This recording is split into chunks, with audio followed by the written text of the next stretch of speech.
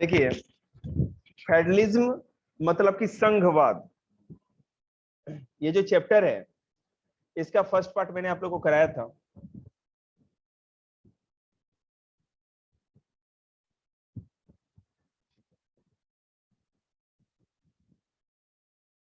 अब इसमें मैंने आपको ये बता दिया था, याद होगा आप लोग को, कि फेडरलिज्म होता क्या है। भारत और अमेरिका का एग्जांपल देके मैंने आप लोग को बताया था, याद होगा।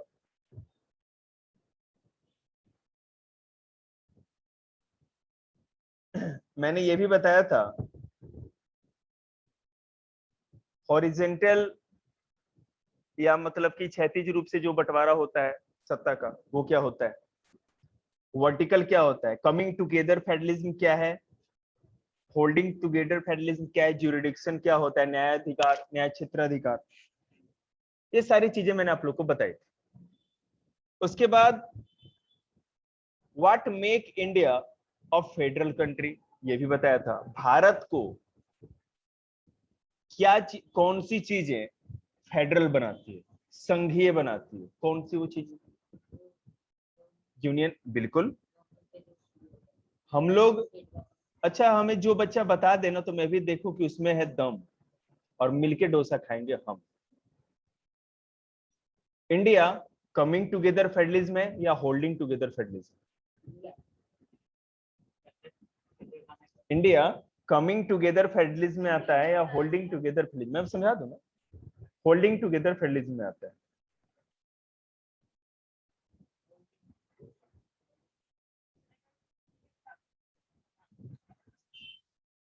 इंडिया होल्डिंग में आता है, इक्का दुक्का वो वाला तुक्का। कमिंग टुगेदर क्या होता है, होल्डिंग टुगेदर क्या होता है, ये बता दीजिए। नहीं बता, तो वैसे ही तो कमा रहे हैं। कमाल है यार तुम लोग। आप लोग केवल टेस्ट देने के लिए बने, हफ्ते में 7 टेस्ट ही होंगे आपके। अब बता रहे हैं मुझे, इनको भी नहीं याद है, पढ़ा दिया, पूरा वीडियो बना के भेजा, इन लोगों ने देखा भी नहीं है। पता नहीं भगवान की कसम क्या करें इन लोगों का। इस देखिए, कमिंग टुगेदर फेडरलिज्म क्या होता है, जिसमें यूएसए, स्विट्जरलैंड और ऑस्ट्रेलिया आता है। इसमें जो स्टेट्स होती है, जैसे इंडिया में 28 स्टेट है, 28, इस तरह अमेरिका में 52 है, इस तरह हर कंट्री में स्टेट तो होते हैं। सारे के सारे स्टेट्स मिलते हैं, एक साथ रहते हैं, एक देश के अंदर रहते हैं। लेकिन वहां पे सबसे पहली बात, हर पर्सन को 2 सिटीजनशिप मिलती है, एक तो जिस देश का है और दूसरा जिस स्टेट का है। 2 पासपोर्ट होता है, 2 सिटीजनशिप, 2 आईडी उसकी बनती है। हर स्टेट को अपने स्टेट का कोई भी कानून बनाने का अधिकार होता है, किसी भी तरह का कुछ भी कानून बना सकता है। लेकिन जो इस सेंट्रल गवर्नमेंट होती है, वहां पर केवल नेशनल सिक्योरिटी या राष्ट्रीय सुरक्षा का मामला होता है, उन सबको ले होता है। अगर मान लो कि हम लोग अमेरिका जैसे देश में होते और झारखंड में केवल कोयला होता और बिहार में नहीं होता या दिल्ली में नहीं होता, तो झारखंड की स्टेट जब तक नहीं चाहती, कानून बनाती कि हम नहीं बाहर भेजेंगे, तो दिल्ली वाले कभी कोयला नहीं ले पाते। लेकिन अभी ऐसा कोई नहीं कर सकता, क्योंकि उन सब चीजों पे सेंट्रल गवर्नमेंट का अधिकार होता है इंडिया में। तो कमिंग टुगेदर फेडरलिज्म का मतलब है कि वो साथ आ करके एक संघ या यूनियन बनाते हैं, एक देश बनाते हैं, ठीक है। और उसमें उनको ज्यादा से ज्यादा राइट स्टेट गवर्नमेंट को होती है। बिल्कुल फायदा है, प्रेसिडेंट का फायदा है बेटा, उसका अपना अलग फायदा है, ठीक है ना। प्रेसिडेंट नेशनल लेवल का है, उसको बहुत सारे मामलों में उनको भी राइट होता है, फॉरेन पॉलिसी हो गई, और जितनी भी देश, सुन तो लो, जितनी भी देश की आर्मी है, जो भी सिक्योरिटी फोर्सेस, सबका हेड हो, समझ रहे हैं। अमेरिकन नहीं ऐसा कुछ। इंडिया की जो कमांडो, गरुड़ कमांडो है आपका, जो लद्दाख वॉरियर्स है, लद्दाख में जो लद्दाखी हाँ बिल्कुल, फाइटर जो सैनिकों को ट्रेनिंग दी जाती है, इंडियन आर्मी की बात कर रहा हूँ। इंडियन आर्मी माउंटेन वॉरफेयर में दुनिया में सबसे टॉप है। अमेरिका वाले तो बेटे ना लद्दाख की पहाड़ियों पर तो चढ़ भी नहीं पाएंगे, ब्रीदिंग प्रॉब्लम होने लगेगी। और हम लोग के है ना, दौड़ते हुए चढ़ते हैं और दौड़ते हुए पहाड़ पे उतरते हैं, ऐसी ट्रेनिंग मिलती है। अब देखो डिस्कवरी पे कभी, आपको पता चले, सैटरडे और संडे को आता है, देखिए। तो कमिंग टुगेदर फेडरलिज्म ये है, और in the first category of federalism all the constituent state usually have equal power and are strong vis the federal government. जितनी राष्ट्रीय सरकार को, केंद्रीय सरकार को अधिकार होता है, उतना ही सेंट्रल स्टेट गवर्नमेंट को भी अधिकार होता है। समझिए धरती। दूसरा, होल्डिंग टुगेदर फेडरलिज्म, जो कि इंडिया है, इंडिया, स्पेन और इसी तरह बेल्जियम, जो भी पहले चैप्टर में हमने पढ़ा था, याद होगा। यहाँ पे होल्डिंग टुगेदर फेडरलिज्म है। इसका क्या मतलब है कि where a large country decide to divide its power between the constituent state and the national government. India, Spain and Belgium are example of this kind of holding together federalism. In this second category, the central government tends to be more powerful vis-a-vis the state. केंद्रीय सरकार, जब holding together federalism की बात हो तो केंद्रीय सरकार या जो सेंट्रल गवर्नमेंट होती है वो स्टेट गवर्नमेंट से ज्यादा शक्तिशाली। बहुत सारे मामलों में केंद्र सरकार को ज्यादा राइट है, आपको पता ही है ना। भगवान भला करे, आपका नहीं, 10वीं वालों का।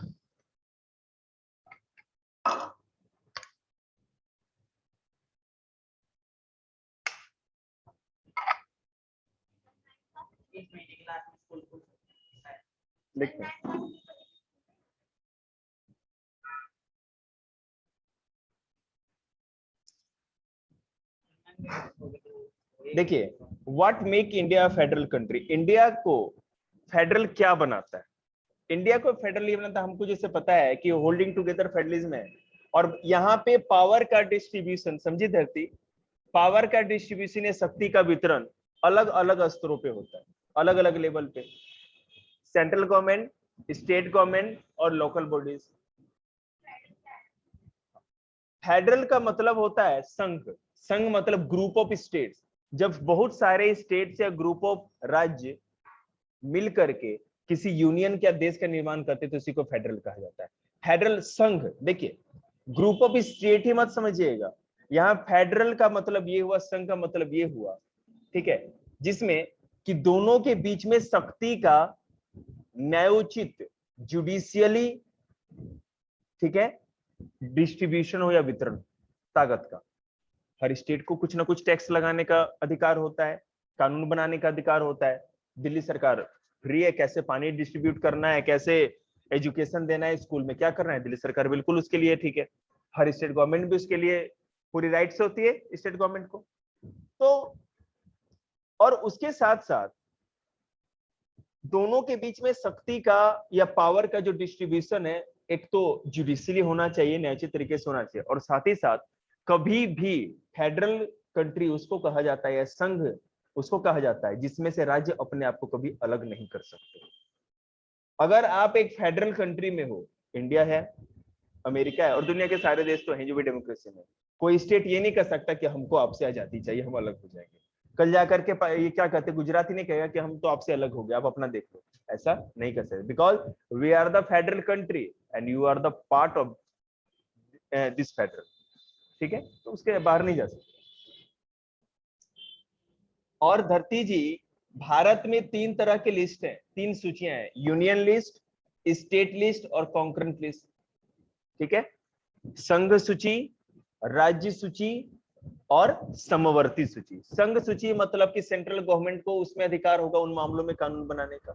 राज्य सूची में स्टेट गवर्नमेंट को होगा, और हाँ, जब राज्य सरकार विधानसभा में या लेजिस्लेटिव असेंबली में कोई ऐसा रेजोल्यूशन पास कर देगी तो अब केंद्र सरकार भी कानून बना सकती है। किसी स्टेट में राष्ट्रपति शासन लगा हो, प्रेसिडेंट लॉ लग गया हो, इमरजेंसी लग गई हो, तब भी केंद्र सरकार या पार्लियामेंट ही उस स्टेट के लिए कानून बनाती है।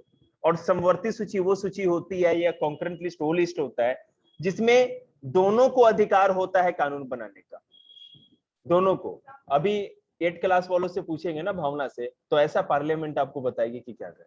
मैंने उनको इतनी चित्र से बता रखा है, बता रहे हैं। जैसे कि मान लो कि एजुकेशन के ऊपर केंद्र सरकार ने कानून बना दिया कि 14 साल तक की उम्र के सभी बच्चों को फ्री और कंपलसरी एजुकेशन दिया जाएगा, लेकिन किसी महाराष्ट्र सरकार ने बोला कि नहीं, 14 साल नहीं, 10 साल तक के बच्चों को ही शिक्षा दी जाएगी। तो अभी एक ही बात पे दोनों ने कानून बनाया ना, तो संविधान में लिखा है कि जब इस स्टेट गवर्नमेंट और सेंट्रल गवर्नमेंट, केंद्र सरकार और राज्य सरकार के बीच में किसी कानून को लेकर के विवाद होगा, तो जो केंद्र सरकार का कानून होगा उसी को माना जाएगा, राज्य सरकार का कानून खत्म हो जाएगा। बात समझ में आ गई? आगे देखिए।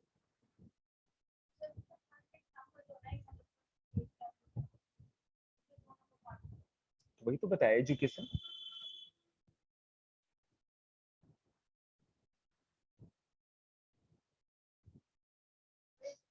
फॉरेस्ट एजुकेशन है बेटा, वो उसके अंदर आता है। कॉन्क्रीट ये लिस्ट होती है, ये हमारे कॉन्स्टिट्यूशन में मेंशन है। आप चाहो तो मैं आपको कल दिखा दूंगा, मंडे को आना, मैं दे दूंगा, आप लिस्ट पढ़ लेना। स्टेट गवर्नमेंट की ऐसी पूरी लिस्ट होती है, सेंट्रल गवर्नमेंट का यूनियन लिस्ट ये है, और कॉन्करेंट लिस्ट है, उसमें कौन कौन से मामले आते हैं देख सकते हैं। अरे यहाँ नहीं है, घर पे लॉ की किताबें, IPC, Indian penal code, Indian constitution भरा पड़ा है बेटे। लेकिन उसके लिए सिलेबस पे फोकस नहीं, ज्ञान के ऊपर जितना पढ़ जाओ। जीवन छोटा है बहुत, आपका लाइफ बहुत ज्यादा छोटा है, और सीखना पूरा संसार। समझ रहे हैं? पढ़ते रहिए। इस तरह की बातों से बच्चों को हेडेक होता है, इसलिए मैं ये बार बार नहीं करना चाहता। देखिए, अब जैसे मैं आपको बता रहा हूं, एक होता है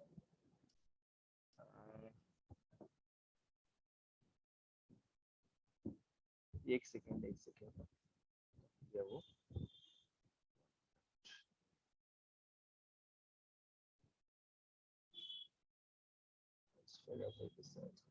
ठीक है। अब हाउ इज फेडरलिज्म प्रैक्टिस, पूरा चैप्टर करा दिया था क्या भाई? अब ये नियम कानून तो सब पता है, इंडिया में फेडरलिज्म पता है, ये भी सब पता है, लेकिन ये प्रैक्टिस में जमीनी स्तर पर ये लागू कैसे होती? कुछ नियम कानून होंगे ना जो देखेंगे कि फेडरलिज्म सही तरह से चल रहा है कि नहीं, संघवाद सही तरह से चल रहा है कि नहीं, राज्य और केंद्र इनके बीच में शक्ति के बंटवारे में कोई मामला तो नहीं फंस रहा, कोई प्रॉब्लम तो नहीं है। ये कौन है? देखिए,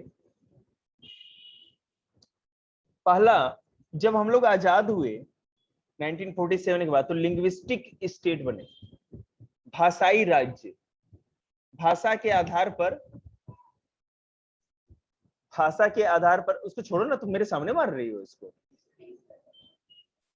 कोई बात नहीं बच्ची, करने दो, बिजी रखो इसको। भाषा के राज्य पे आधार पे राज्यों का निर्माण हुआ। जब भारत आजाद हुआ तो 522 या 542 के करीब छोटे छोटे देसी रियासतें थे, छोटे छोटे राजा, मतलब कि कंझावले से लेकर 200-300 गांवों की एक रियासत है, एक ऐसा है, एक वैसा। समझ रहे? तो सोचा गया कि किस आधार पे राज्य का निर्माण हो। जो तमिल बोलते हैं उनका तमिलनाडु बना दिया जाए, जो तेलुगु बोलते हैं तेलुगु बना दिया जाए, लेकिन जो हिंदू बोलते हैं हिंदी, तब तो इतना बड़ा क्षेत्र है कि इतना बड़ा राज्य कैसे हो जाए? तो ये माना गया, और ये तो छोटी मोटी बात है, भारत में कम से कम 200 तरह की भाषाएं बोली जाती है, और सभी भाषा बोलने वाले अपने अपने स्टेट की मांग करने लगे तो भारत के 200 टुकड़े हो जाएंगे। हम तो ऐसा नहीं चाहते। ठीक है, तो सरकार ने, श्री राम पंतुलू उनका नाम था, आंध्र प्रदेश में 52 दिनों तक उन्होंने आमरण अनशन करते कि नहीं, हमें नहीं पता, हमें स्टेट चाहिए तो चाहिए, तेलुगु भाषी लोगों के लिए आंध्र प्रदेश स्टेट चाहिए, और वो मर भी गए। तो इतना हाहाकार मच गया, बहुत ज्यादा प्रदर्शन होने लगे, तो मजबूरी में जाकर के फिर एक भाषा के आधार पर 1953 में, on the linguistic basis, the first state which was established in 1953 वाज आंध्र प्रदेश। भारत में भाषा के आधार पर 1953 में पहला राज्य कौन सा बना था? आंध्र प्रदेश। ठीक है, लेकिन आगे जाकर के इस चीज को रोका गया, आगे जाके कहा गया कि हम लोग इस आधार पे अब स्टेट नहीं बनाएंगे। तो आगे देखिए कैसे हुआ, लैंग्वेज पॉलिसी कि भाषा क्या, लैंग्वेज पॉलिसी का मतलब ये हुआ, अब ये हुआ कि भाषा क्या हो। फेडरलिज्म को प्रैक्टिस करने का मतलब था, संघवाद को जमीनी स्तर पे लागू करने का मतलब था कि हर उस मामले को देखा जाए जो कि राज्य और केंद्र सरकार, मतलब स्टेट और सेंट्रल गवर्नमेंट के बीच में लड़ाई झगड़े या किसी कॉन्फ्लिक्ट का कारण बन सकता है। तो लैंग्वेज था कि लैंग्वेज, कौन सा लैंग्वेज रखा जाए। इंग्लैंड का इंग्लिश नेशनल लैंग्वेज है, अमेरिका का इंग्लिश है, ऑस्ट्रेलिया का इंग्लिश है, सऊदी अरेबिया का अरबी है, जापान का जापानीज है, चीन का मंडारिन है, तो इंडिया का भी तो क्या होना चाहिए। तो किसी लोगों ने कहा कि हिंदी कर देते हैं राष्ट्रीय भाषा, नेशनल लैंग्वेज, लेकिन बोला गया कि हिंदी तो हिंदुस्तान के अधिकतर लोग तो बोलते नहीं, पूरा नॉर्थ ईस्ट, ठीक है, सिक्किम, अरुणाचल प्रदेश, आसाम, मेघालय, मणिपुर, त्रिपुरा, मिजोरम, नागालैंड बोलता ही नहीं, मराठी लोग हिंदी बोलते ही नहीं, साउथ में तमिल, तेलुगु, कन्नड़, मलयालम 4-5 स्टेट कुछ बोलते ही नहीं, तो उसको हिंदी को कैसे बनाया जाए, फिर वो आवाज उठाएंगे। तो उन्होंने एक रास्ता निकाला और इंडिया को जो हिंदी थी उसको नेशनल लैंग्वेज ना बना के ऑफिशियल लैंग्वेज बनाया। ऑफिशियल लैंग्वेज का मतलब है सरकारी भाषा। और इंडिया के और इस तरह के 21 लैंग्वेजेस जो मदर टंग में बोले जाते थे, 21 लैंग्वेजेस को रिकॉग्नाइज किया शेड्यूल्ड लैंग्वेज में, ठीक है। 21 तरह की भाषाएं, उसमें बहुत सारी, ताकि सब भाषाओं को कहा जाए कि संविधान में जगह दी गई, लड़ाई झगड़ा खत्म हो गया। आगे देखिए, 1965 में English for official purpose was to stop in 1965।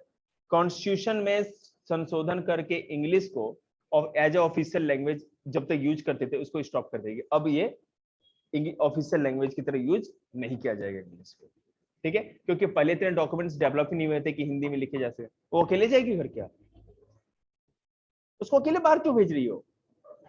अरे नहीं, इधर आओ, ये इधर डस्टबिन है, मेरे पास आओ, सबसे लास्ट में इसमें उसको बोल दो चली जाए, इस गैलरी में चली जाओ। आगे देखिए, सेंट्रल स्टेट रिलेशंस,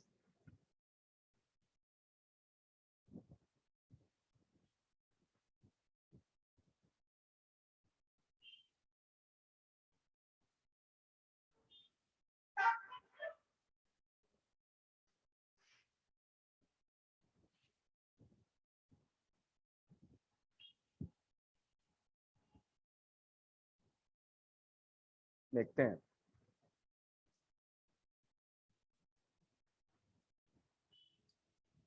क्या धुलवा रही है क्या? धुलवा दे फिर क्या हुआ, जाओ धरती धो लो, नहीं तो आकाश में हो जाओगी। फिर मैं मैडम को बोलूंगा गोलू के साथ तुम्हारी भी पिटाई करेगी।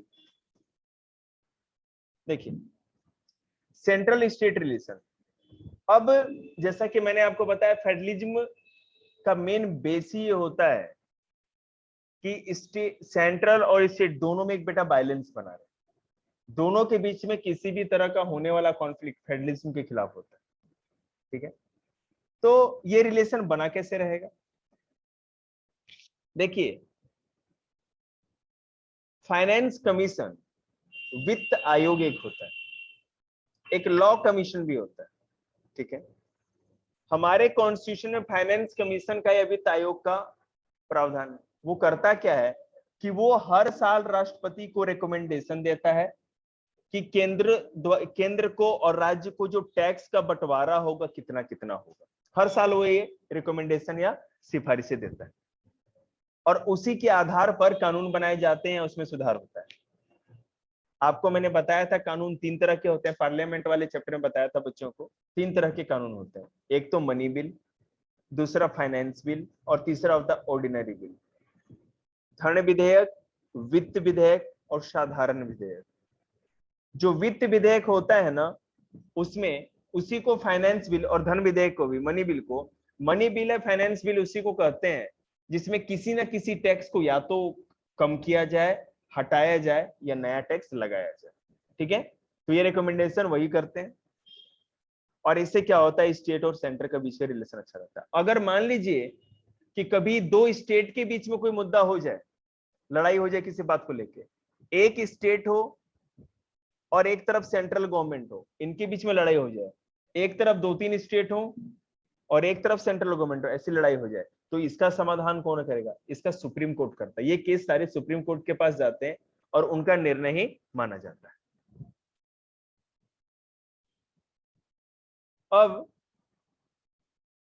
अब कोलिजन गवर्नमेंट के बारे में भी आपने सुना होगा, गठबंधन की सरकार, ठीक है। इसमें क्या होता है, जब किसी एक पॉलिटिकल पार्टी को पूरा बहुमत नहीं मिलता है, मेजोरिटी नहीं मिलती है, तो 2-3 पार्टियां मिलकर के अपनी सरकार बना लेते हैं, सपोर्ट कर लेते हैं और पूरी अपनी जो भी बहुमत है या मेजोरिटी वो ले आते हैं।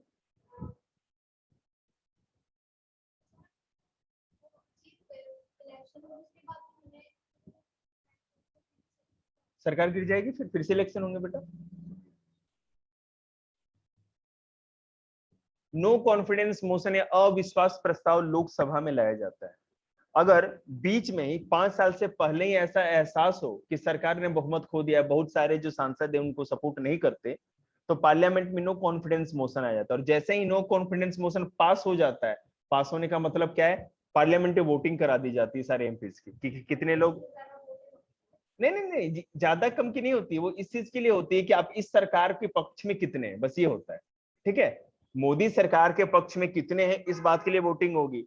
अगर वोटिंग उनके पक्ष में नहीं है, आधे से ज्यादा लोग उनके विपक्ष में जा रहे हैं, वही बात है, आधे से ज्यादा लोग उनके विपक्ष में जा रहे हैं, सरकार गिर जाएगी, फिर से रिइलेक्शन।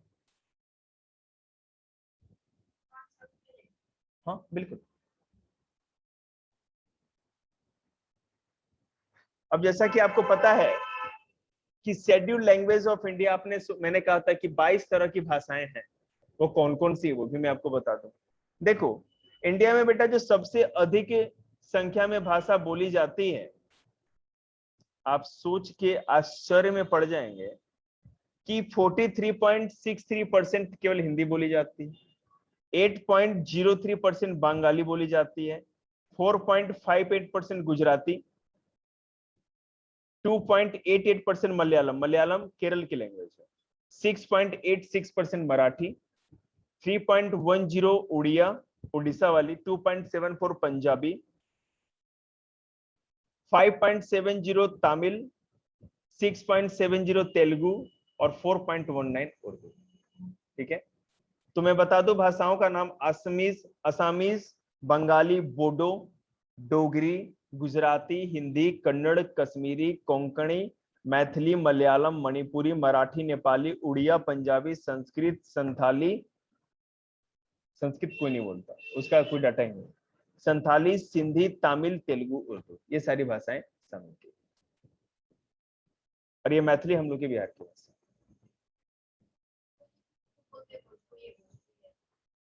नहीं बेटा, उत्तर भारत में मैथिली, दक्षिण भारत में भोजपुरी। हाँ, गंगा नदी बीचों बीच काटती बिहार का, मैं बनाऊं, बना के दिखा दो, वो चिटी मरी। हाँ तो आप लोग सहरसा क्यों ना, मुझे पता है बिहार में कहाँ है वो भी मुझे पता है, मैप पे, यहाँ कुपड़ी में।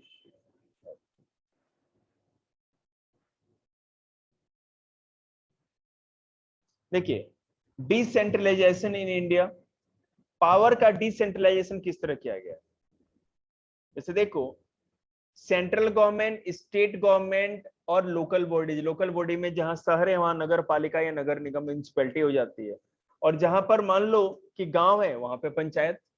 ठीक है, इस तरह से पावर का डिस्ट्रीब्यूशन किया गया।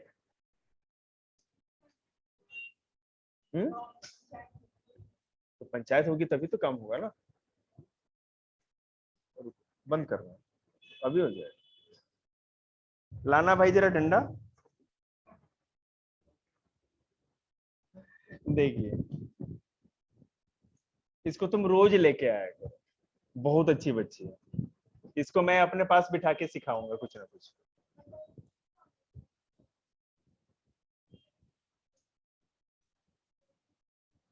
देखिए, a major step towards decentralization was taken in 1992, 1992 में, 1992 में ये विकेंद्रीकरण, डिसेंट्रलाइजेशन मतलब विकेंद्रीकरण, सत्ता को छोटे छोटे हिस्सों पे बांटना, शक्ति को, पावर को हर स्तर पे बांटना।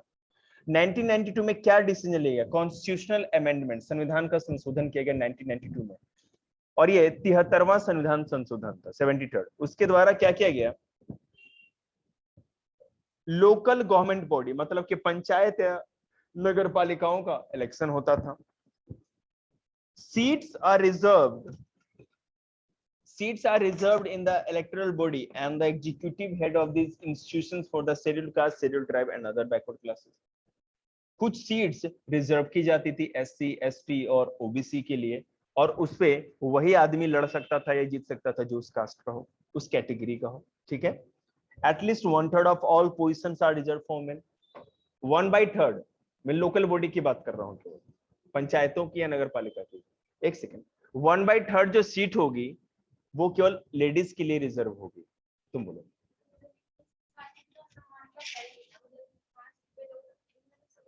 नहीं, ऐसा नहीं, ऐसा नहीं। इसके ऊपर बहुत बड़ा बी आर अम्बेडकर ने कहा था, समानता समान लोगों में होनी चाहिए, equality between the equal peoples. समझ रहे हैं? अब एक बात बताओ, जो समाज में दलित वर्ग था, एक तो पहले ब्राह्मण समाज, वैदिक समाज ने लाखों हजारों सालों से शूद्र कह कह के उनको समाज में नीचे दबा के रखा, ना तो उनको पढ़ने दिया, ना उनको कुछ करने दिया। अंग्रेज आए, फिर ये जाति व्यवस्था ऐसी बनी रही, और फिर भी उनको कोई मौका नहीं मिला। तो पहले उनको उनका जीवन स्तर या स्टैंडर्ड ऑफ लाइफ को ऊंचा किया जाए, उनको मौका दिया जाए ताकि हमारी बराबरी कर सके। और बी आर अम्बेडकर ने 10 साल तक कहा था कि केवल 10 इयर्स तक इन कास्ट को रिजर्वेशन दिया जाए, आरक्षण दिया जाए, ताकि इनके बहुत सारे लोग ऊपर उठ सकें और समाज में एक समानता की बात है। मेरी बात तो सुनो बेटा, ये तो खैर आप अभी छोटे बच्चे हो ना, लेकिन मैं आपको बताऊं कि ये रिजर्वेशन केवल 10 सालों के लिए था। बी आर अम्बेडकर जान रहे थे कि अगर रिजर्वेशन परमानेंट रहा तो फिर ये एक सबसे बड़ी असमानता का या इनइक्वालिटी का कारण बनेगा। लेकिन आगे जाकर के क्या हुआ, जितनी भी सरकारें आई, क्योंकि वोट किससे मिलना है, SC ST OBC के कैटेगरी की जो पॉपुलेशन है वो हमारे हिंदुस्तान में सबसे अधिक है, जनरल कास्ट तो है ही नहीं, बहुत कम है पॉपुलेशन में। तो क्या दिक्कत हुई कि सब लोगों ने वही किया, हर साल 10 साल वो बढ़ाते चले गए। मोदी सरकार भी आई है 10 सालों में, 10 साल के उन्होंने भी रिजर्वेशन करके को आगे बढ़ा दिया, अमेंडमेंट करके, हर बार संविधान संशोधन करके ये रिजर्वेशन 10 साल के लिए हर बार बढ़ा दिया जाता है permanently. An independent institutions called the State Election Commission has been created to each state to conduct panchayat and municipal elections। ये सारे पॉइंट्स है ना, अंडरलाइन करेंगे, लिखिएगा लाइन वाइज, कि ये जो इंडिपेंडेंट, हर राज्य में एक राज्य निर्वाचन आयोग, स्टेट इलेक्शन कमीशन होगा। वो क्या करेगा, वो इन पंचायतों का और नगर पालिकाओं या नगर निगमों का चुनाव करेगा। हैंड रिटन नोट से बेटा, चिंता की कोई बात नहीं, just chill man. The state government are required to share some powers and revenue with local government bodies. The nature of sharing varies from state to state. जो स्टेट गवर्नमेंट के पास tax लेने का अधिकार है, तो कुछ टैक्स लेने का अधिकार इन पंचायतों को और नगर पालिकाओं को, एमसीडी टैक्स लगाती है ना तरह तरह का, उनको भी हुआ, ताकि वो अपना खर्च निकालने का, अपना जो खर्च है उनका, वो भी पूरा कर सके। हाँ जी, हाँ, सारी नहीं, जो पंचायत टैक्स लगाती है पंचायत के पास वो तो है ही बेटा, उसके लिए क्या कर सकते हैं। मतलब एक साल में मतलब बढ़ा रहे हैं। फिनिश द चैप्टर, कुछ भी नहीं इसमें, मैं हैंड रिटन नोट्स दूंगा इसका, आप लोगों को समझ में कौन